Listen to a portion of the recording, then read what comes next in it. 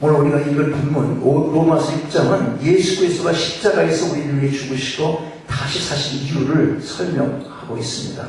그것은 한마디로 말하면 오늘 4절 말씀처럼 우리로 새 생명 가운데서 행하게 하려 함이라. 그 요점이죠. 다시 말하면 진정 살아있는 자로 살아가게 하기 위해서 기록했다. 그 말씀입니다.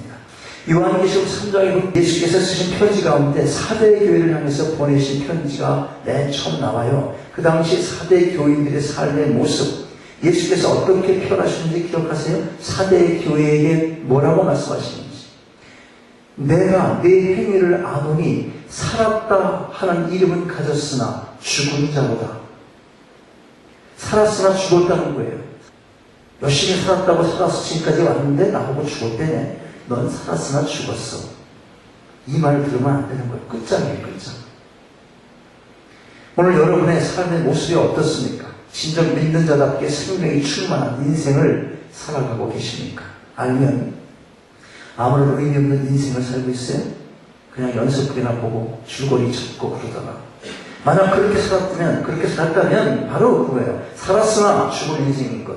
그걸 말씀해주고 있는 거예요. 오늘은 주께서 무덤에서 죽음을 이기시고 일어나신 부활을 기념하는 주일입니다.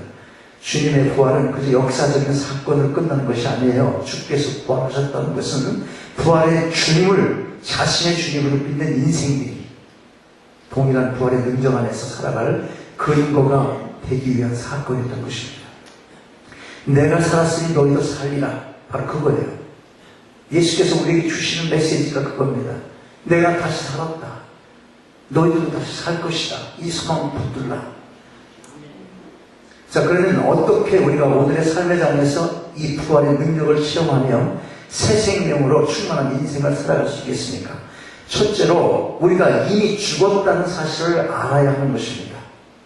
우리가 가끔 신앙생활을 하면서 어떤 일이 성질대로 할 때가 있습니다.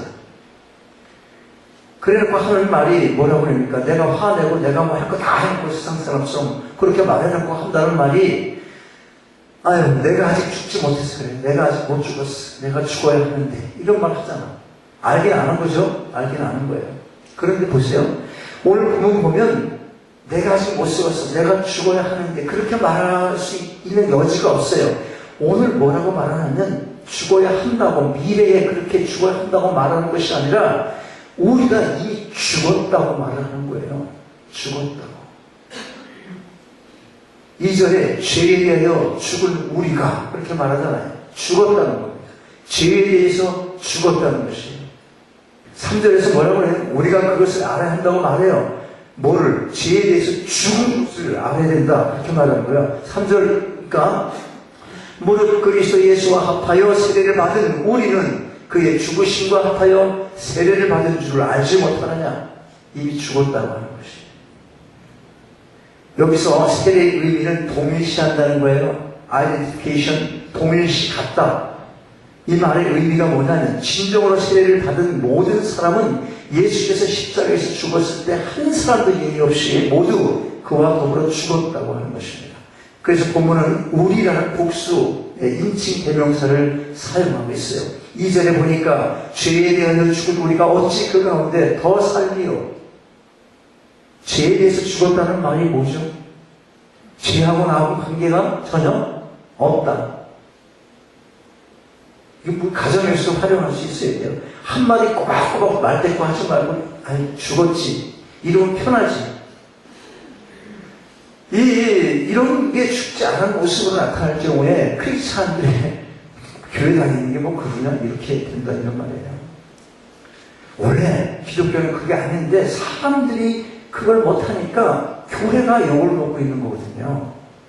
우리가 그걸 반드시 알 필요가 있어요. 우리 모두 죽은 사람들이 모여서 예배 드리는 거거든요. 오늘 많은 그리스도인들이 우리가 죄에 대하여 죽은 것을 모르고 살고 있어요. 예수께서 십자가에서 죽으셨을 때 우리도 함께 죽은 것, 그걸 알아야 되는 겁니다. 6절 말씀 뭐예요? 우리가 알거니와 우리의 옛사람이 예수와 함께 십자가에 못 박힌 것은 죄의 몸이 죽어 다시는 우리가 죄의 종로를 타지 아니하려 함이니라. 여러분, 생명으로, 새 생명으로 충만한 인생 살기 원하십니까? 그렇다면 우리는 이미 다 죽었다는 이 사실을 먼저 기억하시기 바랍니다. 어떻게 새 생명으로 충만한 인생 살 수 있어요? 두 번째로 우리를 계속 죽은 자를 여기고 살아야 하는 거예요. 아, 그때 죽었지. 그것이 아니라 지금도 죽었지. 지금도 죽었지. 11절 말씀 봐요. 이와 같이 너희도 너희 자신을 죄에 대하여는 죽은 자요 그리스도 예수 안에서 하나님에 대해서는 하나님을 위해서는 살아있는 자로 여길지어다. 죄에 대해서 죽고 하나님께 향해서 하나님으로 그분으로부터 받은 생명이 있으니까 그분께 향해서만 살았다. 여기서 여긴다는 말이 있죠. 여길지어다. 하나님을 대하여는 살아있는 자로 여길지어다. 이 말이 회개하기 위해서 쓰는 말이에요. 회개하. 보다는 계산한다는 말이에요. 계산은 정확해야 되잖아요. 계산은 사실에 근거해야 하는 것입니다. 그러므로 여기서 여긴다라는 그 말은 사실을 사실대로 인지하고 살다 그런 말이에요.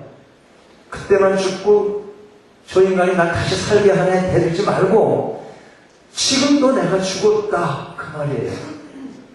여러분, 죄에 대해 죽은 것이 사실이라면 우리는 정말 자유인입니다. 아까 우리 노래했잖아. 무슨 노래했어요? I'm free. 그런 문제는 오늘 우리가 자유인으로 살고 있느냐 하는 거예요. 여러분, 자유하시니까 왜 세례받아요? 우리가 죽었다는 것을 공표하며 확인하는 거예요. 그것이 본문 4절 5절이잖아요. 그런데 세례는 일회적인 사건이지만 이 사건을 기억하고 적용하는 것은 날마다 일상적 훈련해야 한다. 그것입니다. 그래서 바울 사도가 뭐라고 말합니까? 나는 날마다 죽노라. 그렇게 고백을 했던 것입니다. 우리는 이미 죽었지만 이 사실을 확인함으로 다시 자신을 죄에 대해서 죽음의 자리에 두는 것입니다. 죄의 충동이 우리를 괴롭힐 때마다 이 사실을 자신에게 상기시켜야 되는 거예요. 계속해서 잊어먹지 말도록. 자, 진정 죽은 자는 유혹받지 않습니다. 죽은 자는 욕심내지도 않아요. 죽은 자가 분노할 수 없습니다. 사도 바울 날마다 죽노라 하는 이 선포가 여러분의 매일의 삶 가운데도 적용되고 증거될 수 있기 바랍니다. 세 번째로 어떻게 새 생명으로 충만한 인생 살 수 있어요? 이제 우리는 한 걸음 더 나아가서 하나님을 향하여 살아있는 자로 여기고 살아야 하는 거예요.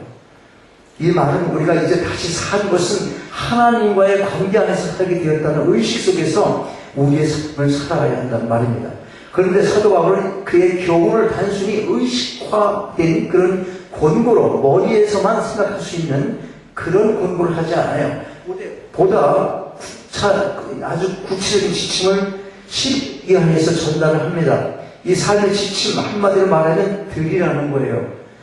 말로만 죽었다 그렇게 하고 또 지금도 살아라 나는 죽었다 그렇게만 하고 또 내가 이제 하나님께 살았다 이렇게 말로만 관념적으로 갖는 것이 아니라 그런 죽은 자로서의 삶의 지침을 계속해서 말씀해요. 13절 보니까 또한 너희 지체를 불의의 무기로 죄에 내주지 말고 오직 너희 자신을 죽은 자 가운데서 다시 살아난 자같이 하나님께 드리며 너희 지체를 의의 무기로 하나님께 드리라.